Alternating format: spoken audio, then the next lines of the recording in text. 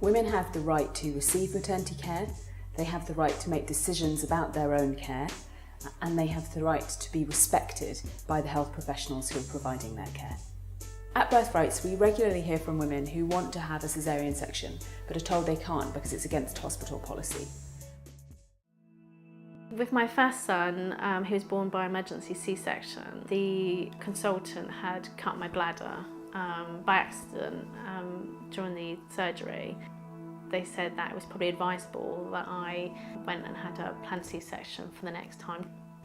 Went to the midwife at the GP surgery at 10 weeks. And when requested that I wanted a C-section, she said the hospital won't do it. I'd have to actually fight for that C-section. And, you know, I would then later on have to see the hospital to request it.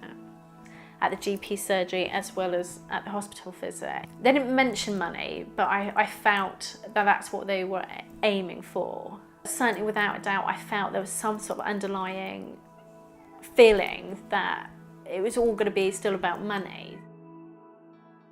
We completely understand the pressures on resources and the targets that hospitals are trying to meet. But all decisions must be based on the individual needs of a woman, and doctors must listen very carefully to what women want and do their best to respect those decisions. When you say no to a woman's request for a caesarean section, that's the end of the conversation. But if you can have a one-to-one discussion with her, she may be able to tell you about a personalised plan that might make vaginal birth acceptable to her. And if not, it's important that you listen and hear and act on her request for a caesarean section.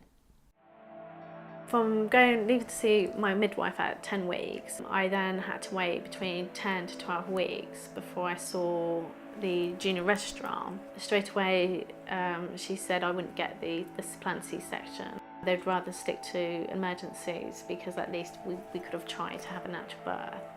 I burst into tears, I cried, I was anxious. I was so incredibly anxious by that stage that I was thinking, would I need to take out a loan, go privately so that I didn't have this fear that this is not going to happen.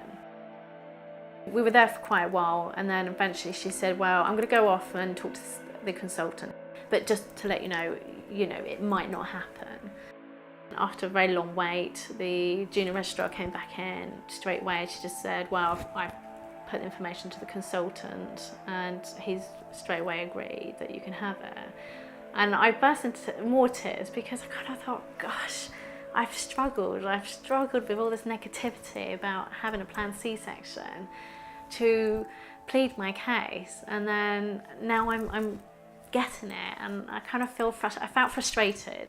I felt like I had to scream, shout and stamp my feet just to be heard. If a woman wants to give birth in a birth centre, for example, the hospital should do everything it can to facilitate this, even if she falls outside the guidelines.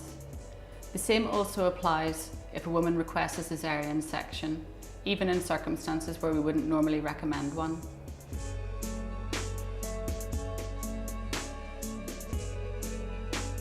Having a planned C-section meant so much more to me. It meant, being able to talk to the team that were working on you, working on your children, and the recovery. I felt better in my head. And I kind of felt, was I going to be one of those numbers that were allowed to get through, but somebody else who also needed a planned C-section wasn't going to get through? And it shouldn't be a lottery. It shouldn't. The National Maternity Review set out a vision of personalised maternity care as the best way of achieving safety in childbirth.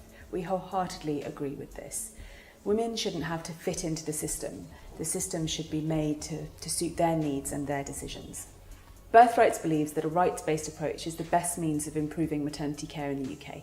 We want to empower you as healthcare professionals to deliver the high-quality, safe maternity care that we know you want to provide.